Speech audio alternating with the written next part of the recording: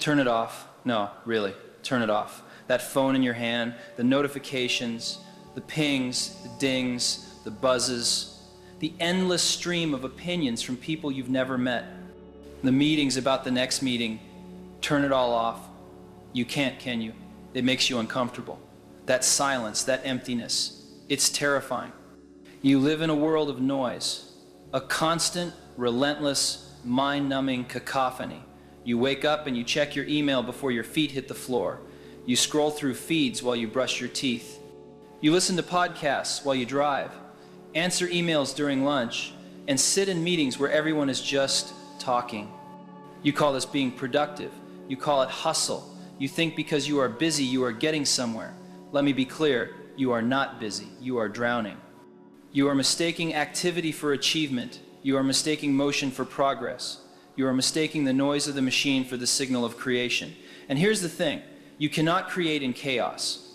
You cannot innovate in a storm of distraction. You can't hear the next insanely great idea if your mind is a freeway of other people's thoughts. Breakthroughs don't happen in a PowerPoint presentation.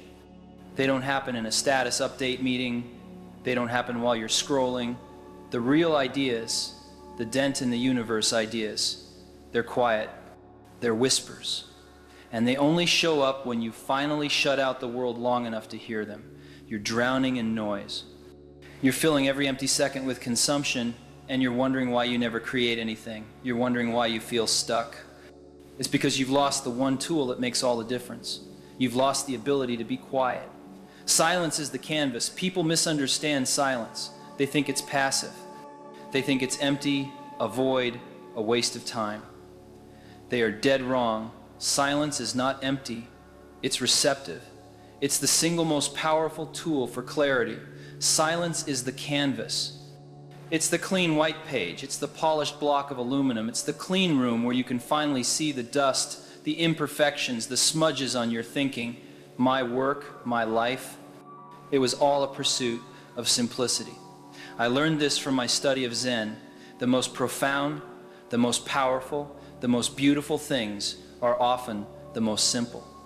And you cannot get to simple by adding things. You get there by removing them. You get there by removing the noise. Your mind is a room. And right now that room is filled with junk. It's cluttered with other people's furniture, other people's opinions, other people's agendas. There's no room to move, no room to build, no room to think. Silence is the act of taking all of that junk and dragging it out to the curb. It's only in that quiet, empty room that you can finally hear your own voice. Your intuition, that gut feeling you've been ignoring. We are born with this. It's the core of who we are. But from the day we're born, the world does a very good job of trying to drown it out. It tells you what to think, what to want, how to be realistic, how to be practical. Your intuition is that quiet voice that says no. This way, it's the voice that told me to drop in on a calligraphy class at Reed College, even though I had dropped out and it had no practical application in my life. It was just beautiful. It's the voice that told me that computers weren't just for scientists in lab coats, they were for people. They could be a bicycle for the mind. That voice is your signal. Everything else is noise. But you will never hear that signal if you don't build the space for it. The noise of the world is too loud. The shoulds and the have-tos and the check this outs will overpower it every single time. You have to create silence. You have to fight for it. You have to treat it like the weapon it is. Because it's in that silence that the dots connect. It's in that silence that the bold idea, the crazy idea that no one else sees can finally take root. The art of the silent walk. I hated formal meetings. I still do. They're sterile. They're stiff. You sit in these soulless conference rooms staring at a PowerPoint and everyone is putting on a show. They're playing their role. The manager, the creative, the engineer. You don't get the real person, you get the corporate mask, and you never get a breakthrough idea. So I started walking. When I had a hard problem or a difficult conversation, or I really needed to think with someone, I'd say, let's go for a walk. People thought it was a quirk. Just being Steve. It wasn't. It was a tool, a very specific, intentional tool. Here's what happens when you walk. First, you get out of the box. You get out of the conference room, the cubicle, the office, your mind is tied to your environment. You put yourself in a box, you get box-like thinking. You put yourself in motion in the open air, and the mind, it just unsticks. Second, the hierarchy disappears. When you're sitting across a table from someone, it's confrontational, it's formal. But when you're walking, you're side by side. You're just two people looking at the same path. The real conversation surfaces. And third, there's silence. You don't have to talk every second. There are natural pauses. There's the sound of your feet on the pavement. And in those pauses, that's when the thinking happens. You're not just talking at each other. You're thinking together. Some of the biggest breakthroughs we ever had at Apple, some of the best ideas for the iPhone, for the Mac, they didn't happen in a boardroom. They happened on a walk.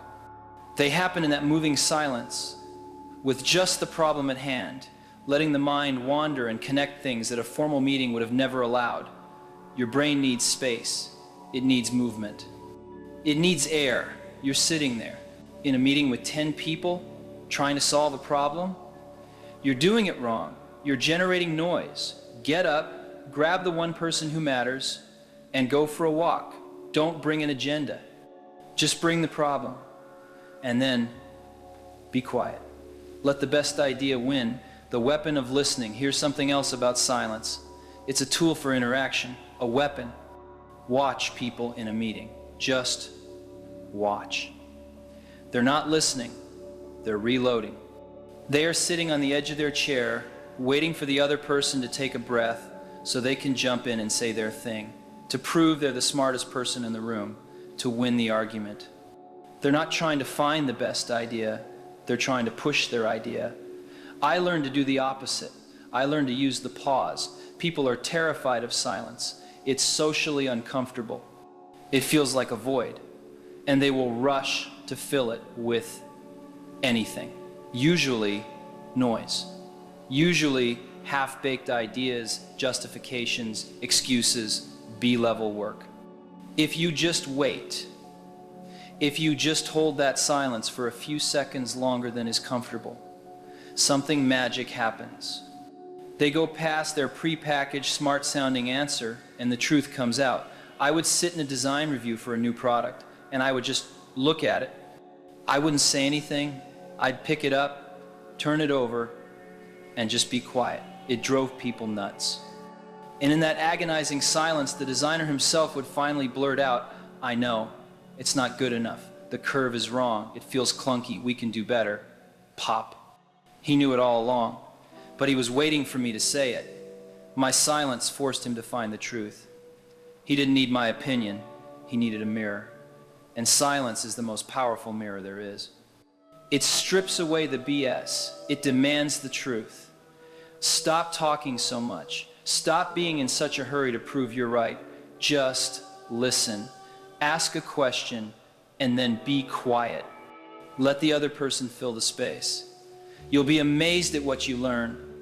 You'll be amazed at how quickly you get to the core of the problem, past all the politics and the posturing. The loudest person in the room is usually the weakest. The one who can control the silence, that's the one with the real power.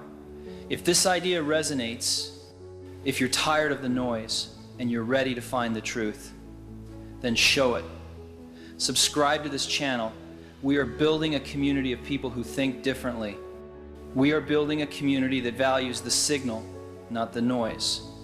The reflection window, this is the most important part, the time you spend alone. You can't create on a conference call. You can't innovate while clearing your inbox. You can't design your future in 30-minute blocks between status updates. You are reacting all day. You're not creating. Creativity, real breakthrough, happens in what I call the reflection window. This is non-negotiable time. It's time you schedule with yourself to do nothing, to be unavailable, to shut the door, put your feet up, listen to some music, and just think. This is where the dots connect. When I dropped out of Reed, I had all this unstructured time. I had reflection windows that lasted for months. I was just following my curiosity. I didn't know why I was learning about serif and sans serif fonts. I didn't know why I was interested in Zen and mysticism. It had no practical application. 10 years later, we're building the Macintosh, and it all came flooding back. I knew it had to have beautiful typography. It was the first computer that did. Why? Because I had taken a calligraphy class 10 years earlier. I couldn't have connected that dot looking forward. It was impossible. I could only connect it looking backward. But here's the thing. You can't connect any dots if you're running from meeting to meeting. You need the silence to look back at the dots you've already laid. You need to get bored. Boredom is the precursor to breakthrough. Your brain hates being bored. And the moment it gets bored, it starts to look for connections. It starts to solve problems in the background. It starts to wander, but you are terrified of being bored. The second you have a free moment, you pull out this thing, gestures to a phone, to fill it with noise. You are robbing yourself of your own best ideas. You must schedule these windows. Put it on your calendar. Reflection, 1 hour. No phone, no computer, no email, just a notebook or a whiteboard. Just you and the problem, or you and no problem. Just let your mind go. This is where the crazy ideas come from. This is where you get the idea that seems to come from nowhere. It came from somewhere. It came from the silence you finally gave your mind permission to explore. Don't just work, create the space for the best work to happen. The 21-day challenge, reclaim your mind. So here's the thing. You've heard all this. You're nodding. You're inspired. Most people will say, that's a great idea, and then tomorrow morning they will go right back to their noisy, distracted, reactive lives. They'll go right back to being busy, but not you. You're still here. You're one of the crazy ones. You want to actually do something. So here's the challenge. The 21-day silence challenge. It's simple. It's not easy. For 21 days, you will commit to 3 practices. 1, the 30-minute reflection window. Every single day, you will schedule 30 minutes of total silence. No screens, no inputs, no podcasts, no music, no books, just you and a notebook. You can sit, you can stare out the window, you can pace, but you must be alone with your thoughts. 2, the 15-minute silent walk. Every day, you will take a 15-minute walk by yourself, and you will leave your phone behind, or at least put it in your pocket on Do Not Disturb. No audio, no calls, just you, your feet, and the world. Just observe. 3, the 3-second listening pause. In one conversation, every single day, you will intentionally practice the listening pause. When the other person finishes speaking, you will wait a full 3 seconds in silence before you respond. Just count it in your head. 1, 2, 3. And just see what happens. That's it. 3 simple rules. It will feel uncomfortable. Your brain will scream for a distraction. You will want to quit. You will tell yourself it's stupid or a waste of time. Do it anyway, because after 21 days, you will not be the same person. You will hear your own voice. Maybe for the first time in years, you will see solutions to problems you thought were impossible. You will feel a sense of calm and clarity that you thought was gone forever. You will have proven to yourself that you control your mind, not the noise. The journey doesn't end here. It begins. If you are committed to thinking differently, to shutting out the noise, to finding your signal, if you are here to put a real dent in the universe, then subscribe. Press the like button. Join the movement. Your time is limited. Don't waste it living in someone else's noise. Don't let their dogma drown out your inner voice. Have the courage to follow your heart and your intuition. They somehow already know what you truly want to become. Stay hungry. Stay foolish. Now, go and be quiet.